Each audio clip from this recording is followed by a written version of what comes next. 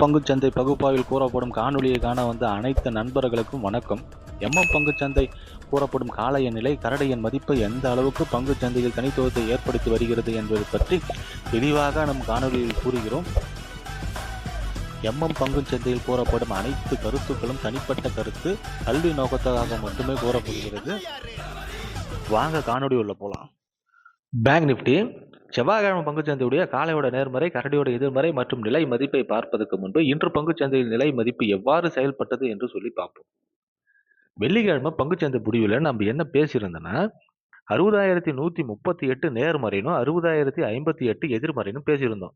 இன்று பங்குச்சந்தையோட துவக்கம் 60,093. இது ஒரு நடுநிலையான துவக்கம் தான்.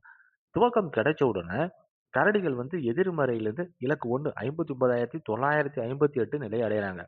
இலக்கு 1லிருந்து இலக்கு 2 59,762 என்ற நிலையை அடைகிறாங்க. இலக்கு 2க்கு கீழ் செல்லும் கரடிகளை காளைகள் தடுத்து நிறுத்தி இலக்கு 2லிருந்து இலக்கு 1ற்கு இன்று பங்குச்சந்தையோட முடிவு பார்த்தீங்கன்னா 59,829. இதை பொறுத்து நாளைய பங்குச்சந்தையுடைய காலையோட நேர்மறை மற்றும் எதிர்மறையை நாம பார்க்கலாம். பேங்க் நிப்டி இன்று பங்குச்சந்தையோட முடிவு 59,829. இதை பொறுத்து நாளைய பங்குச்சந்தையுடைய காலையோட நேர்மறை 59,838, இலக்கு 1 60,132, இலக்கு 2 60,403.